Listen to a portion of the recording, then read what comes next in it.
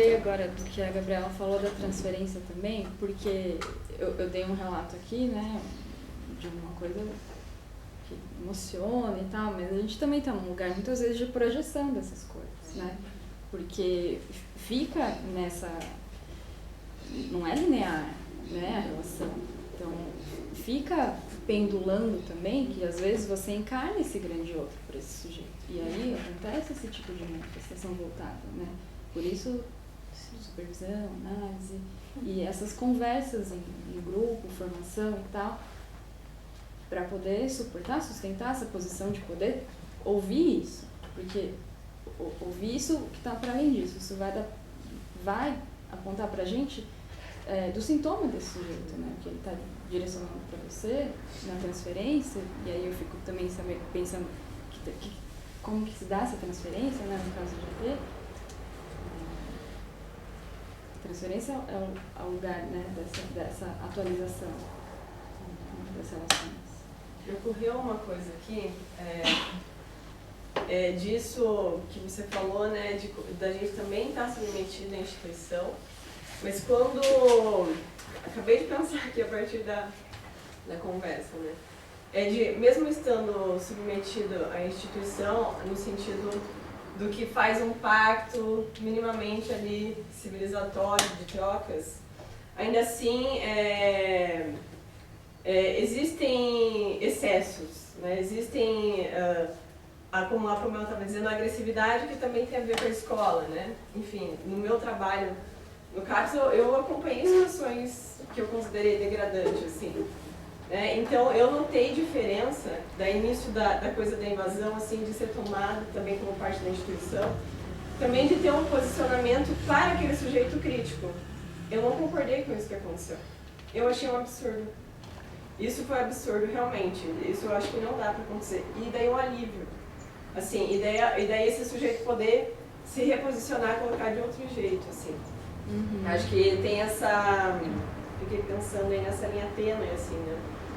Mas acho que mais do que submetida à instituição, submetida à lei. Aham. Porque a instituição pode não estar submetida à lei. Isso. Sim. Eu entendi assim, né, de que não podemos tudo, não é você, não sou eu, nem o diretor. Mas eu estava numa assembleia da instituição que eu trabalhava e um psicólogo disse, aqui ninguém pode fumar.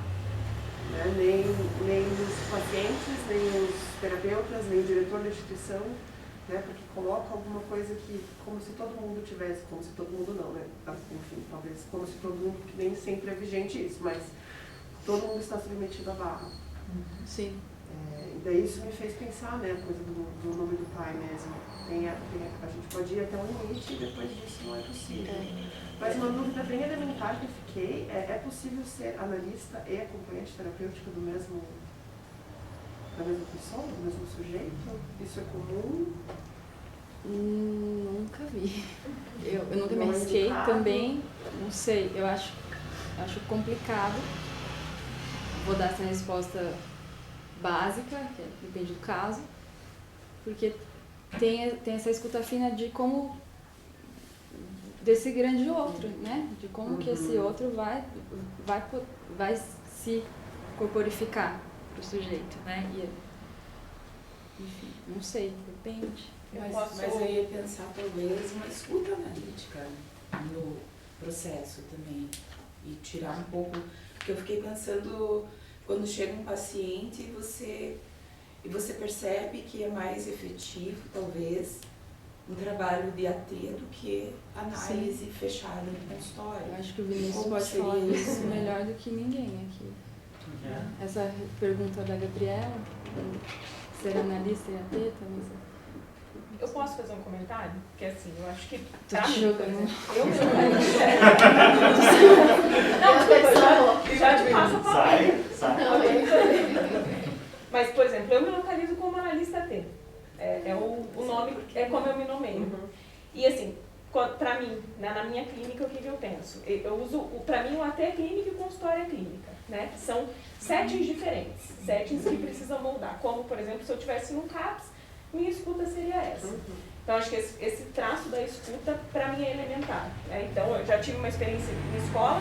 Lógico, você de início pra mim era angustiante, que como que eu vou escutar, sei lá, 4 horas, não vou escutar 4 horas por dia, mas tinham pontos de escuta que ali podia se fazer alguma torção, alguma criação, né, alguma dobra, vamos fazer um paralelo aí, e disso se criar alguma coisa, assim, sabe?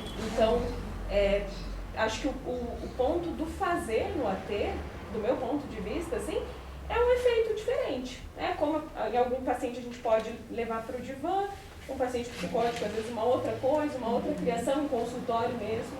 Não, isso eu concordo também. Eu trabalho com consultório, clínica e AT também. Eu acho que sim, acho que é uma outra situação de, no mesmo caso, você ocupar esses 2 lugares, são 2 lugares diferentes, né? Pode ser, às vezes está nessa, ser uma pessoa, mas está na posição de AT, às vezes de analista, né? De uma escuta aqui, dentro de um setting tradicional, assim, acho que essa é uma pergunta que eu não sei dizer. Eu já vi casos, mas, por exemplo, eu atendo pacientes que não vão em outros psicólogos ou em outros analistas e eu ocupo essa função mais nesse setting estourado, digamos, né? Sim. Tirando a parede. Então, é um outro fazer, mas em alguns momentos é mais restrito, enfim.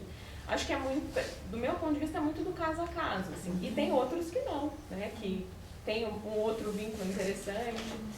Acho que, não sei, é muito da função para cada caso.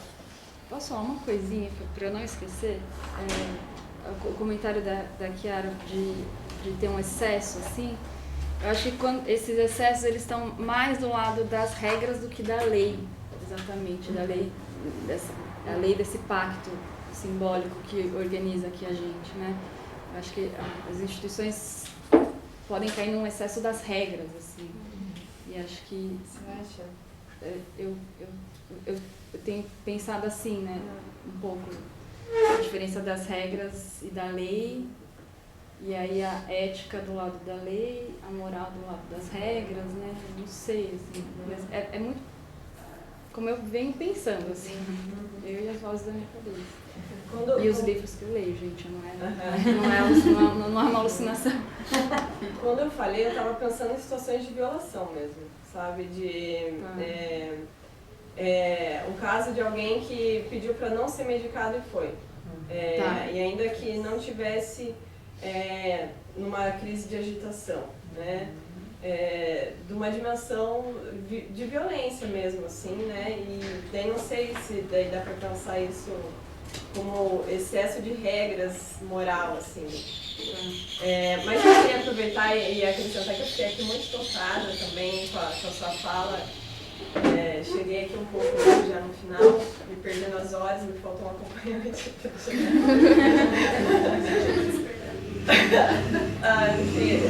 Esse acompanhante não funciona às vezes muito comigo, mas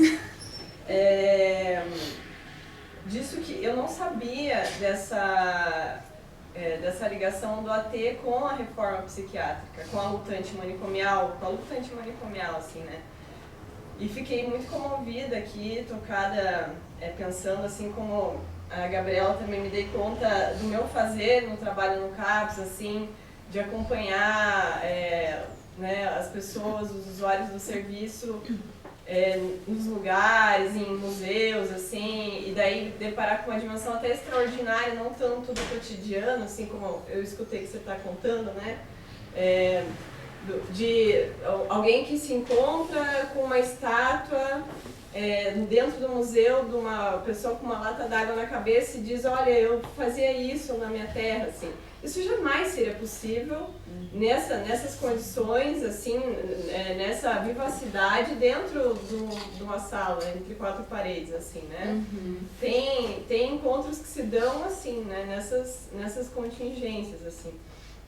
E daí também fiquei aqui pensando, enfim, na pesquisa que eu estou fazendo no mestrado, agora na fase de entrevistar os trabalhadores da socioeducação, né, que é responsável aí por gerir as medidas socioeducativas dos adolescentes que cometeram atos infracionais, e especificamente eu estou entrevistando os trabalhadores da semi-liberdade, que eu desconhecia até entrar na pesquisa, e eu tenho ficado assim, muito espantada com a possibilidade de trabalho dessas pessoas, assim, os agentes socioeducativos que acompanham esses adolescentes que estão nesse regime de semi-liberdade, de circular nos lugares, de que fazem aí essa função aí sem se dar conta, enfim, sem ter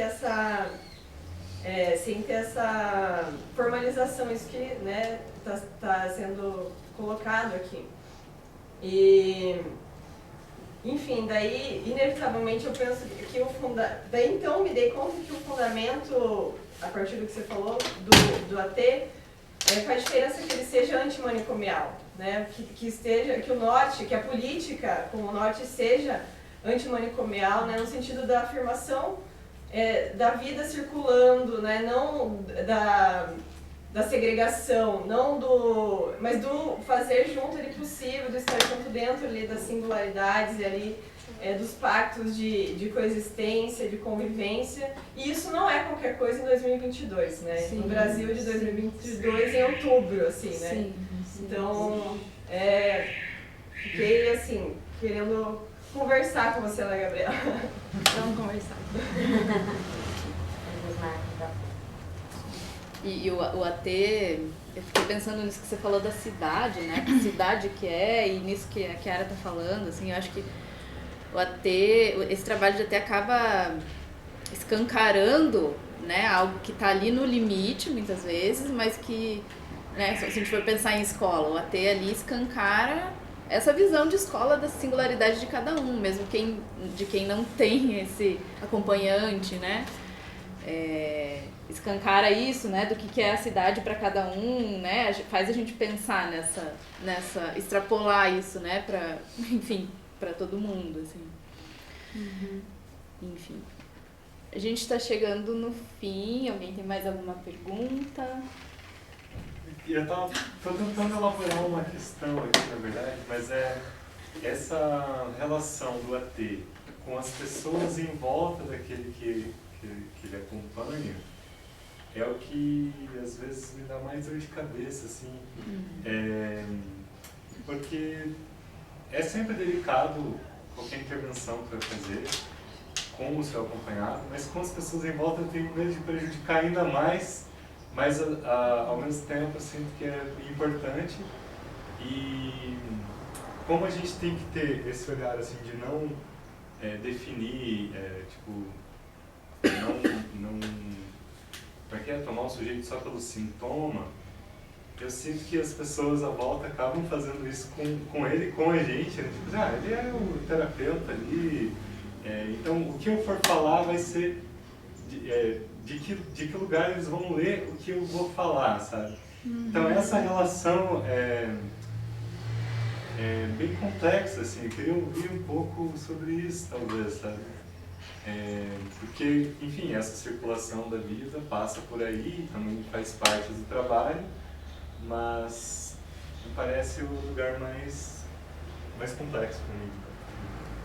Eu também acho que dá muito trabalho esse outro lado, assim, como se não fosse bastante escutar a singularidade, né? Mas para mim o que me orienta nessas situações é ter a clareza de que a gente está diante de uma configuração de relações, né? E aí, vezes, esse AT, que não sei se você está dizendo de casos, por exemplo, que podem ter sido convocados pela família, né? Mas de qual que é a demanda, né? Qual que é a questão que para essa família é importante que esse caso tenha um acompanhamento, né? É para silenciar, é para ter alguém para fazer companhia, para ser, enfim, para levar para os lugares. Tem essa relação também, isso, né, das demandas das pessoas à volta, das instituições e as demandas dele, né? E aí, quando essas coisas conflitam... E às vezes é um trabalho de mediação mesmo, assim, de trazer para ouvir, a família poder ouvir que sujeito está podendo construir da sua própria posição e da sua própria demanda em relação à vida. Então, às vezes tem uma distância disso. É muito comum a gente ouvir, nossa, ele faz isso com você? Não, vou até agradecer, na verdade, a gente já estourou o tempo, assim. E pedir que vocês duas organizem um curso aqui na Dobra. A gente tem umas 10, 12, 15 horas discutindo isso, que é muito pouco. Você falou da reforma psiquiátrica e falou da clínica do singular, assim. Falou de ocupação de espaço na cidade, falou da escola, é muita coisa, né? E me parece que o debate sobre o AT ainda bem, talvez, tem pouca coisa escrita, é muito mais vivencial, né? Você trouxe os livros, mas até mesmo quando a gente vai procurar referências sobre isso, tem muito pouca coisa, assim. E me parece, e eu fiquei pensando, tem uma coisa que eu estou um pouco cansado disso da supervisão, análise e vai para outra? Formação. Isso. Mas depende do que a gente toma como formativo. Mas me parece que também é molotov. Está faltando molotov. Porque se a gente não acabar com as normas ou não pensar em política pública, não sair para a rua, a gente está vendo mais um movimento reacionário que está fazendo exorcismo nas escolas. Isso não é um caso pontual. Não. E isso não é um caso que não tem a ver com o contexto que a gente vive.